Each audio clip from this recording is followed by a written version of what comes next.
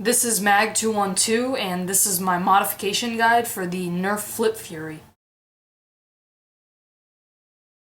Since I can't really see much to improve on the Flipfury, I'm not actually going to be modifying it. There are very few locks and you can pull the trigger whenever you want, except when the barrels are not locked in place, and I can't imagine why you would ever want to pull your trigger at that time.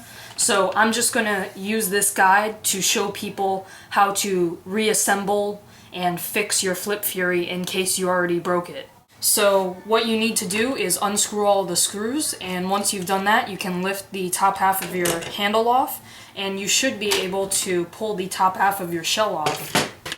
If you want to take a look at the internals, this is what they look like. Nothing will really pop out on you except for maybe the catch, and it's this piece like this, and it has a spring on the back. What you do is you just place it back into this little groove right here, and that's what it should look like. One thing you might want to do once you open your Flipfury is remove this piece. I know a lot of people don't like this piece, however I'm going to be leaving it in because I'm planning to make a replica, and this helps it fit into the theme of the replica a little better.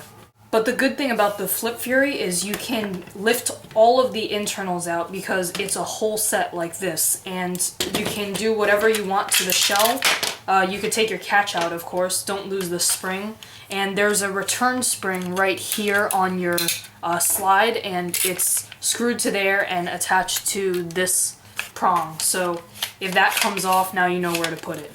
If you're planning on painting the Flipfury, but you're not really good at hand painting, luckily for you, Nerf made this handle a separate piece. So as you can see, there are two prongs in here.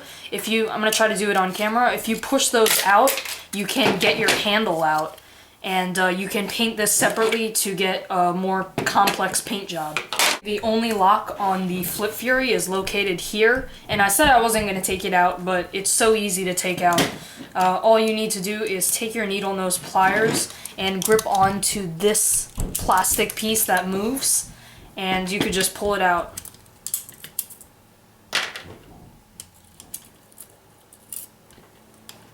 This piece and its little spring are unnecessary, so you can throw those out.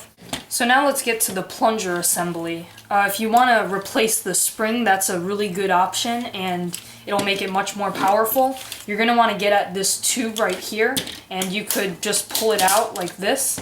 Make sure that you keep track of the spring right here, because that's what allows your plunger tube to go forward and seal on the barrel and then go back once you're done firing. So once you have your tube right here isolated, you can pull out this little rod, and this is your spring right here. It's not a very powerful spring, but the way you get it off is you kind of get it over that little nub over there, and then you can kind of just twist it off like that.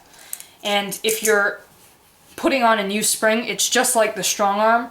You kind of put it in and you can just twist it on. So now I'm going to be opening up the unit that rotates the barrels, and I might actually break my gun, so if you guys are watching this, hopefully you can see how I break it and what not to do with yours. Once you unscrew the two screws, you can lift this piece off, and you will be able to lift out your two barrels. And be careful not to lose this piece. I'm not sure what it does, but it goes on to the back of this, and the little prongs on the back should be closer to the back. I'm not going to get into this unit any further, but I am going to take a look at the barrel assembly. There are two screws in the back of the turrets, and once you take those out, you can pull this apart, and this part will come out of the front. And just like the strong arm, there are screws in the backs of the turrets, and you're going to need a longer screwdriver to access these. After undoing those screws, you should be able to force the barrel apart. And it comes apart like that into two really cool looking pieces. Again, if you want to paint your guns, it'll look a lot cooler. And make sure to keep track of this spring, because this is what locks the barrels into the actual gun, because it goes out like that. so you definitely want to keep this piece.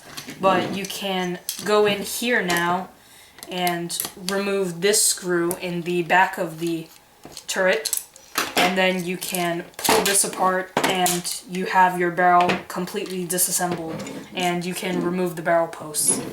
For barrel post removal, I like to come in with my X-Acto knife, and looking at the back, I like to cut out these little prongs right here. Once you cut both of those out, your barrel post will fall out. So now reassembly is just the opposite. You're going to want to take this piece here and insert it through the back of your black piece, and that will go into your turret. Then you can take your screw and reinsert the screw on the inside of the barrel. After that, take your rod and use the smaller side and insert that into the back, and place the larger side over the top. Make sure to line up these two things with the ones on the inside of the barrel right here. The last step now is to take your stabilizer piece and reinsert that.